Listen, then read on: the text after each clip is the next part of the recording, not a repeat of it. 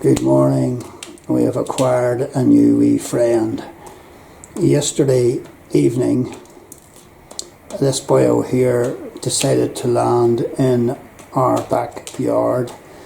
Now he or she was sitting in the corner on the tarmac, and concrete walls at each side. And the bird was just huddled down, looking very miserable. So I got her or him into this bucket with a towel and some water and some grain, which I had, of course, to feed the birds. And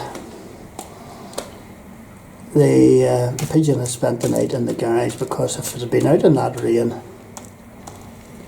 it would have been absolutely drowned and miserable and such like. So I'm not sure which of the grain stuff it's eating.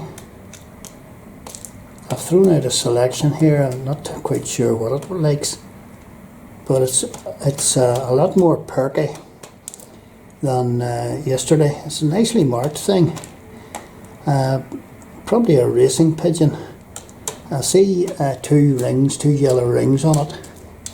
Now that might designate where it comes from, and maybe a telephone number on one of those rings, but I don't want to handle this bird too much, because it's quite fearful, quite cautious. This is a common practice with racing pigeons. They're on a race and they just get knackered and they fall out of the sky, literally, and they just need to recuperate for a few days.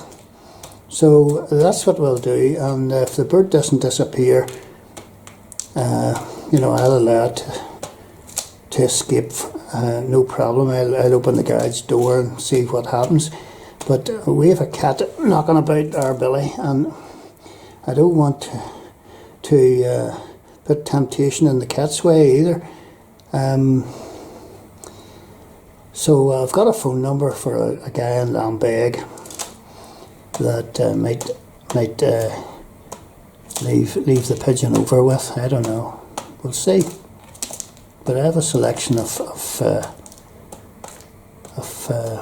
grain and stuff out there for it, and I've got a wee bowl of water. So it's a lot more pinky and perky this morning, thankfully. So might resort to looking for the telephone number and where it comes from. So I was having a wee scout around the garage here, and I was having a wee drink there, and it's eating some of that Niger seed.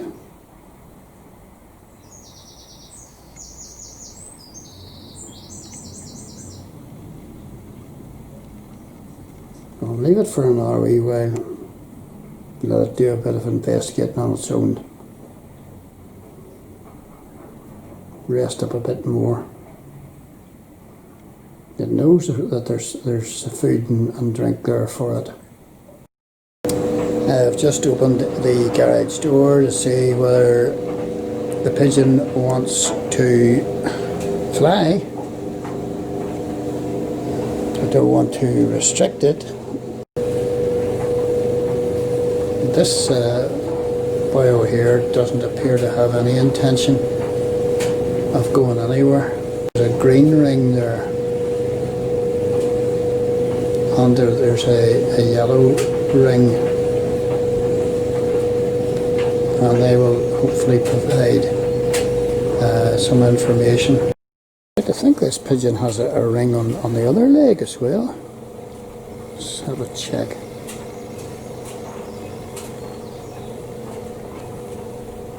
Yeah, there's a green band there.